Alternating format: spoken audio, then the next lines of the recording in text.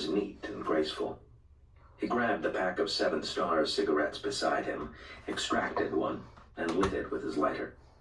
He took a long puff, exhaled deeply toward the ceiling, then closed his eyes for a moment. He opened his eyes and looked over at the wall clock. The clock showed 2:30. What a creepy pair indeed, Ushikawa told himself once more. If Aomame isn't found, it could be bad for both of us, Buzzcut had said. Ushikawa had twice visited the headquarters of Sakigake, deep in the mountains of Yamanashi Prefecture, and had seen the huge incinerator in the woods behind the compound. It was built to burn garbage and waste, but since it operated at an extremely high temperature, if you threw a human corpse inside, there wouldn't be a single bone left. He knew that, in fact, several people's bodies had been disposed of in this way.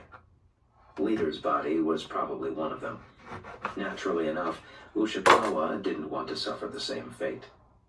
Someday he would die, but if possible, he would prefer something a bit more peaceful. But there were some facts that Ushikawa hadn't revealed. Ushikawa preferred not to show all his cards at once.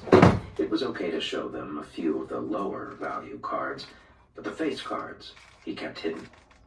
One needed some insurance, like the secret conversation he had recorded. When it came to this kind of game, Ushikawa was an expert. These young bodyguards had nowhere near the experience he had. Ushikawa had gotten a hold of Aomame's private client list. As long as you don't mind the time and effort and you know what you're doing, you can get a hold of almost any kind of information. Ushikawa had made a decent enough investigation of the backgrounds of the 12 private clients, 8 women and 4 men, all of them of high social standing and fairly well off. Not a single one the type who would lend a hand to an assassin. But one of them, a wealthy woman in her 70s, provided a safe house for women escaping domestic violence. She allowed battered women to live in a 2-story apartment building on the extensive grounds of her estate, next door to her house. This was, in itself, a wonderful thing to do. There was nothing suspicious about it. Yet something bothered Ushikawa, kicking around the edges of his consciousness. And as this vague notion rattled around in his mind, Ushikawa tried to pinpoint what it was. He was equipped with an almost animal-like sense of smell, and he trusted his intuition more than anything. His sense of smell had saved him a few times. Violence was perhaps the key word here. This elderly woman had a special awareness of the violent, and thus went out of her way to protect those who were its victims. Ushikawa had actually gone over to see this safe house. The wooden apartment building was on a rise in Azabu, prime real estate.